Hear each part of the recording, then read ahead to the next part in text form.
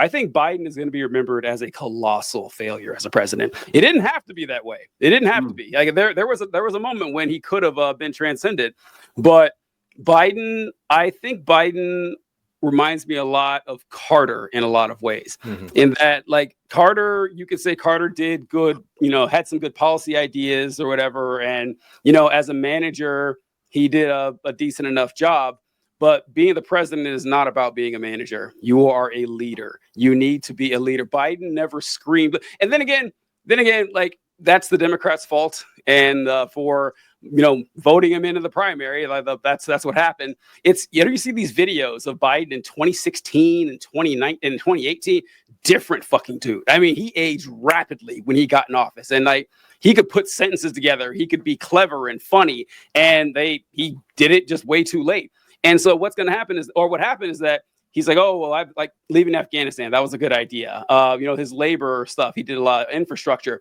But when he had his FDR moment, well, now it's time to lead. Now it's time to galvanize and inspire and motivate the nation. He didn't have it in him. It wasn't there. No one was lining up to follow. Say what you want about Donald Trump. People would crawl over broken glass to vote for Donald Trump. People begrudgingly voted for Biden 2 straight elections. He did nothing to change that after his first election. Nothing at all. Then when his big moment came with Gaza, it's like, yeah, I'm just going to sit back and let this happen. Just going to go. You know what it reminds me of? It reminds me of, if you ever look at those lists of the worst presidents, you will see near the bottom a bunch of names you don't recognize. You'll see Chester A. Arthur. You'll see like you'll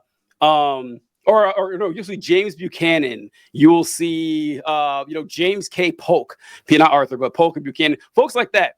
Like, you never learned about these presidents. And the reason they're listed as bad is because the Civil War was brewing for like 20 years. It was going to happen, and everybody knew it. And they sat around and didn't do anything. They didn't do anything at all. They were one-term presidents, turned over by the next guy who also didn't do anything. Like, he's going to be blamed for, not only allowing Trump to come back a second time in humiliating fashion, but also coming to, like Rio said, not only eventually the death of the United States as the, moral leader of the world, but like I mentioned earlier, the death of liberalism. It's done. It's over. I like liberalism as a sustaining movement that people get behind. I don't know how it recovers from this. I really don't.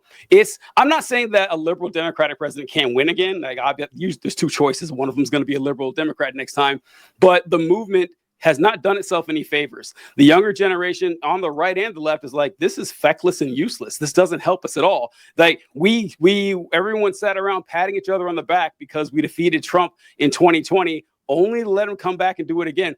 It would have been better if Trump won in 2020. It would have been. Like, we would be better off if Trump just did 8 straight years. Then they'll have him win, have 4 years of Trump just hovering over us in the background, showing that our institutions are unable to stop him, that they weren't going to throw him in jail. They weren't going to actually take any action after January 6th. January 6th happened. People still voted for him. No one thinks better of the nation now. Even Republicans. Like, no one thinks better of the nation now after Biden's 4 years. And so that's what I think is going to happen. Like, he failed on the most important moments that could define his presidency, and that's how he's going to be remembered for it.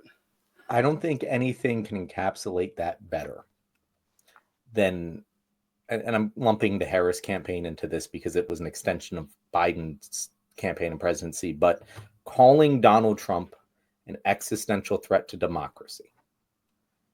In his farewell address, saying that we are in danger of oligarchs taking over the country. And having not had the urgency while being the most powerful man in the world to do fuck all about it. Mm-hmm. I think that encapsulates the problem that we have, and that even if Americans don't understand it, the problem they have with Joe Biden is that he says things are important and then acts as if they are not. Because to his credit, I don't know, he's been doing this for, gosh damn 60 years. And everything's kind of all just worked out for America. Yeah. And if that's your experience, it's like, yeah, no, I don't want to rock the boat at all. I'm going to be very I'm going to be risk averse, and I'm going to just kind of do the general okay-ish thing and just keep the ship moving forward. And what he doesn't understand, and what I don't think a lot of Democrats understand, a lot of Americans in general understand, is that the time for that is over. We are no longer so far in the lead that we can afford to just make sure it keeps pushing forward. We have to be aggressive. And if you say that things are important, you need to have your actions back that up. And he sometimes did, but never in the ways that actually will end up mattering to his legacy. Yep. What do you guys think about, TJ, what do you think is coming in the future after liberalism? Well, you know how they say it's either socialism or barbarism. Like those are the two options for the end of the world. I got to say, if I had to bet, I bet barbarism. Like I don't think it's going to get better anytime soon. I think that eventually it will, but I think the near future is going to be very bad. I do. I think Really? that. Yeah, I do. I think because obviously with the Trump presidency, a lot of stuff's going to go bad. But no one is going to learn the right lesson here. That I guarantee you, in 2028, we're gonna have a gap. Well, maybe not gap news after the fires, but another standard Democrat. They're not gonna elect so like Bernie Sanders. He'll be too old, but anyone like him. Plus, I know it's 4 years early, but who the fuck would it be? Like who is the leader like of the Democratic Party right now? Who are even the contenders? I think that like the people, galvanizing and working together around something is a long way off. I saw a great post saying this that Karl Marx wrote about communism and how communism is obviously going to happen eventually because how poor people are suffering all over the place. But Karl Marx could have never predicted that one day poor people would be able to buy ice cream. Like, and it's true. Like that item that was an absolute luxury for people, but unimaginable that a poor person could have ice cream 200 years ago.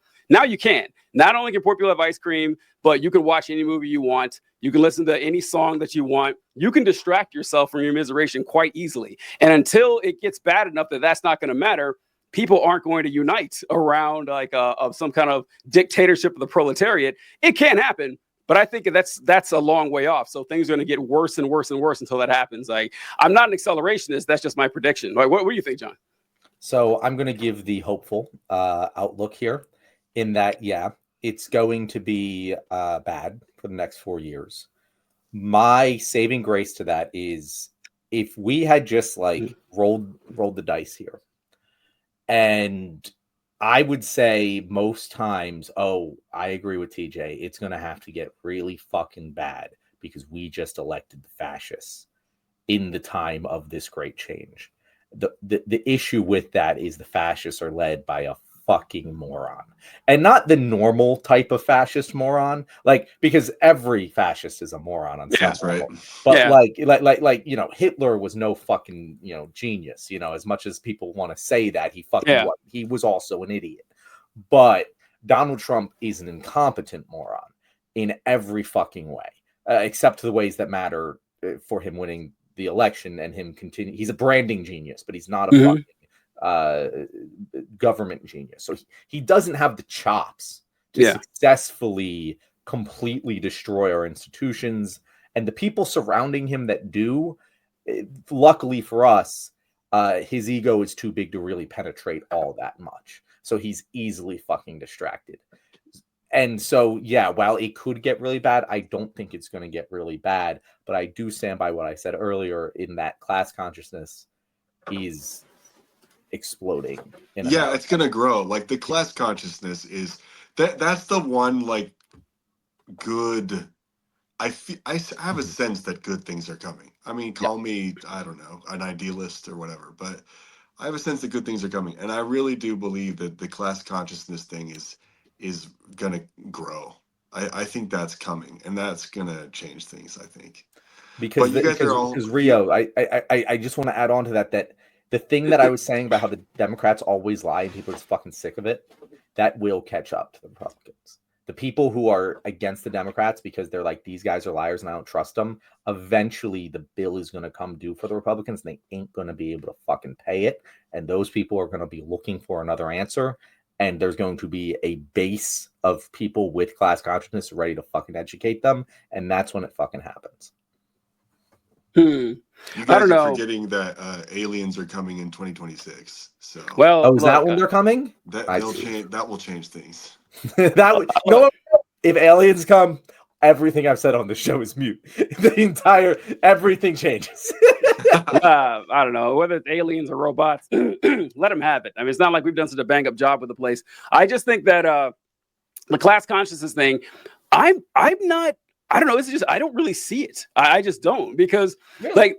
Yeah, well, because like even the right is starting to be against billionaires. Like it's weird. Like, but it doesn't mean anything though, because it's like it reminds me of like with the class consciousness around Luigi Mangione. Everyone, regardless of their left or right, loves Luigi. There's yeah, fuck that guy. But when it comes down, like they all have the same complaints, but the solutions couldn't be more different, right? It's like where you had like there's tens of millions of right wingers who they would wear a free Luigi shirt, like, yeah, fuck the rich and the class. And then what do you want to do? Well, we should elect Republicans because the problem is that these rich people are, too woke or something. Like it's I don't really see at least half the country, more than half apparently, is thinking like this.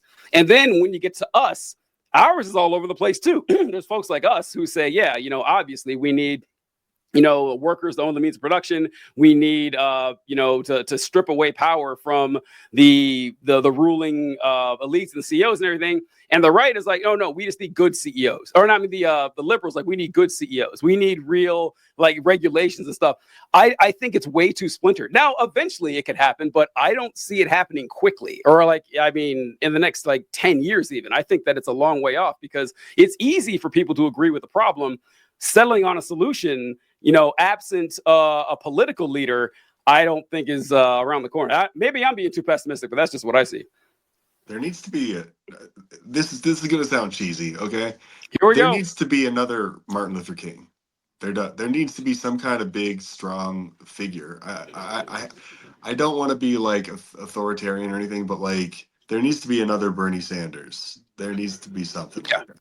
I agree. I hate that I agree, but I do. I think that without it comes down to it, we, are very like primitive, creatures. Like we like ourselves a leader and someone who can just get up there. That's why Trump is so effective, is that he appeals to like the shaved ape nature of human beings that, oh yeah, strong man makes me feel good about myself. And, 1,000 voices saying something. Sorry, folks. 1,000 voices saying something with strong conviction is great, but one person leading that 1,000 voices can get a lot more done. It's as someone who loves democracy, I do hate that, but that is the way human beings are, and that's why, like John and I would say all the time, like I think the moment is past now. But I think if Jon Stewart would have ran for president like this election or last election, it would have been amazing for the country. I think though the moment is past. I just think time is gone. My voice is fucking up. I told